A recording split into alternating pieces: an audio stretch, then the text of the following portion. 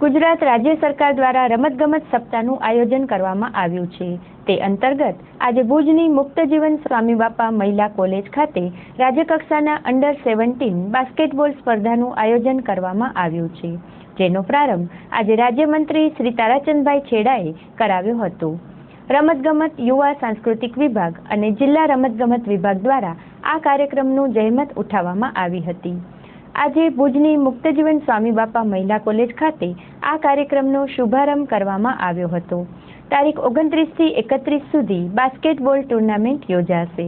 આજે રાજ્યમંત્રી તારાચંદભાઈ છેડા, ધારાસભ્ય ડોક્ટર નીમાબેન આચાર્ય, ભુજ નગરપાલિકાના અધ્યક્ષ હેમલતાબેન ગોર, મુક્તજીવન સ્વામી બાપા મહિલા કોલેજના ટ્રસ્ટી હરિવર્ધનભાઈ જેસાણી, જાદવજીભાઈ વરસાણી, કીર્તિભાઈ વરસાણી તથા મુક્તજીવન સ્વામી બાપા મહિલા કોલેજના પ્રિન્સિપાલ હિનાબેન સહિતના અગ્રણીઓ ઉપસ્થિત રહ્યા હતા અને દીપ પ્રાગટ્ય કરી આ સ્પર્ધાનો પ્રારંભ કરવામાં આવ્યો હતો।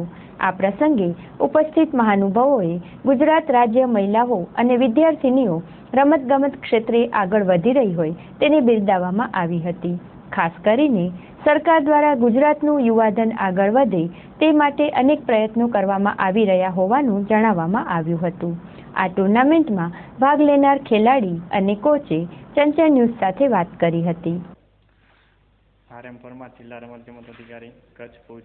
આજે કચ્છ જિલ્લામાં રાજ્ય કક્ષાની શાળાકીય અંડર 17 બાસ્કેટબોલ સ્પર્ધાનું આયોજન થઈ રહ્યું છે। દરેક જિલ્લામાંથી 21 ટીમોનું રિપોર્ટિંગ થયેલ છે। આજે 29, 30 અને 31 3 દિવસ સુધી મુક્તજીવન સ્વામી બાપા મહિલા કોલેજમાં રાજ્ય કક્ષાની બાસ્કેટબોલ સ્પર્ધાનું આયોજન કરવામાં આવેલ છે। મારું નામ ઋષિકા દાવડા છે અને હું વડોદરા ડિસ્ટ્રિક્ટને અહીંયા રિપ્રેઝન્ટ કરવા આવી છું। પાછળ મારી ટીમ છે અને અમે લોકો બધા નેશનલ રમેલા છે। અમારા કોચ સર છે આ અને અમારા કોચના અંદર બહુ જ સરખી રીતે પ્રેક્ટિસ કરી રહ્યા છે અને we all wish to give our 100%।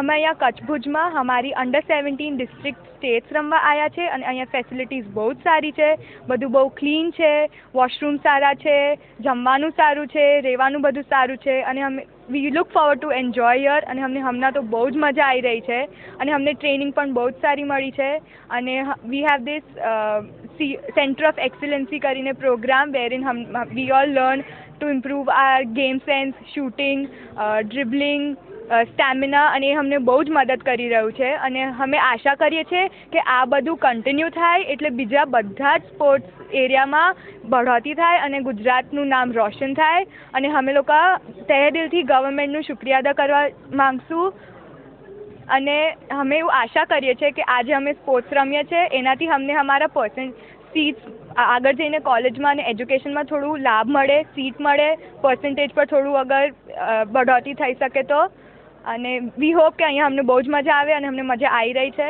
Thank you. હું એક બાસ્કેટબોલ પ્લેયર છું। બાસ્કેટબોલ એક એવી હમણાં તો દુનિયાની સૌથી ફાસ્ટેસ્ટ ગેમ થઈ ગઈ છે જેમાં મેન્ટલ એબિલિટી સાથે ફિઝિકલ એબિલિટી પણ જોઈએ। આ એકલી જ એવી ગેમ છે જેમાં બે વસ્તુની જરૂરિયાત છે। એમાં આપણે શૂટિંગ સ્કિલ, આપણું સ્ટેમિના પાવર, આપણું કોન્સન્ટ્રેશન બધું જ ઇમ્પોર્ટન્ટ છે અને બાસ્કેટબોલમાં એવું જરૂરી નથી કે ખાલી અમુક હાઇટેડ જ પ્લેયર્સ રમી શકે। એમાં આપણા NBA પ્લેયર્સ પણ નાના હોય, એમાં પર્ટિક્યુલર ક્રાઇટેરિયા નથી અને બાસ્કેટબોલ તો હમણાં ગુજરાતમાં ઇમ્પ્રૂવ થઈ રહી છે, એ સારું છે અને હોપ્સો આપણું ઇન્ડિયાનું નામ પણ NBAમાં આવે।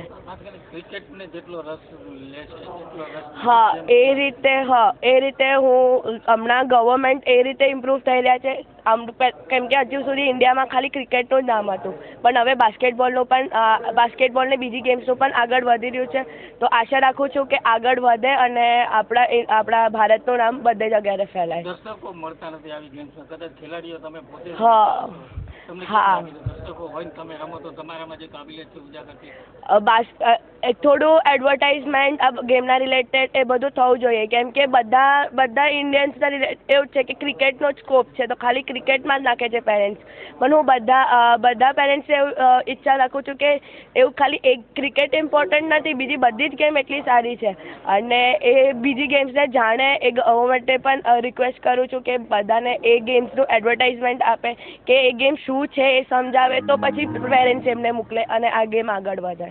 આજે કચ્છ જિલ્લામાં રાજકીય શાળાકીય રાજ્ય કક્ષાના બાસ્કેટબોલ સ્પર્ધાના કાર્યનો પ્રારંભ થાય છે. ગુજરાતની 21 જિલ્લાની બહેનો આ સ્પર્ધામાં ભાગ લેશે અને પોતાનું કર્તવ્ય દેખાડશે. રાજ્યના વર્તમાન વડાપ્રધાન અને ગુજરાતના તત્કાલીન મુખ્યમંત્રીએ એવો એક નિર્ણય કર્યો હતો કે ગુજરાત સર્વ ક્ષેત્રે નંબર 1 છે, તો ગુજરાત રમતગમત ક્ષેત્રે નંબર ઘણું પાછળ છે. ત્યારે રમતગમત વિભાગને બહુ જ મોટી ગ્રાન્ટ આપી અને તે વખતે અમે રમે ગુજરાતનો નારો આપ્યો હતો. અને રમે ગુજરાત દ્વારા છેવટે ખેલ મહાકુંભનું આયોજન કરી અને ગુજરાતના યુવાનો રમતગમતમાં આગળ વધે તે માટેના પ્રયાસને જીવતો રાખવા માટે રાજ્યના વર્તમાન મુખ્યમંત્રી આનંદીબેન પટેલે પણ આ રમતગમત ક્ષેત્રે આ ગુજરાતના યુવાનો અને યુવતીઓ આગળ આવે એ માટેના કાર્યક્રમ અનુસાધને આજે આ કચ્છની અંદરમાં આ કાર્યક્રમ થયો છે. અને મને કહેતા આનંદ થાય છે કે આગામી બહેનો માટેનો નેશનલ ટ્રેનિંગ કેમ્પ જે ગુજરાતમાં 4 સ્થળે થવાનો છે એ કેમ્પનું આયોજન પણ કચ્છમાં થયું છે અને એનો પણ લાભ કચ્છને રાજ્ય સરકાર દ્વારા આપવામાં આવ્યો છે. અને આજે સમગ્ર રાજ્યમાંથી જ્યારે આપણી નાનકડી દીકરીઓ આ સ્પર્ધામાં ભાગ લેવા માટે આવી છે ત્યારે એમને પણ પૂછ્યું મેં કે તમે કેમ છો, ખુશ છો કે નથી.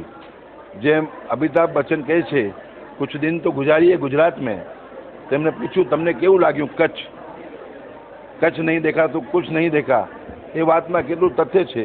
તો બધી દીકરીઓએ ભારત માતા કી જય કરી ને સાચી વાત છે. કચ્છ એ કચ્છ છે અને કચ્છની અંદરમાં આ બધી જ બહેનોને હું રાજ્ય સરકાર વતી આવકારું છું અને એમના જીવનની અંદરમાં રમતગમત ક્ષેત્રે એ વધુમાં વધુ પ્રગતિ કરે એવી હું શુભકામનાઓ વ્યક્ત કરું છું.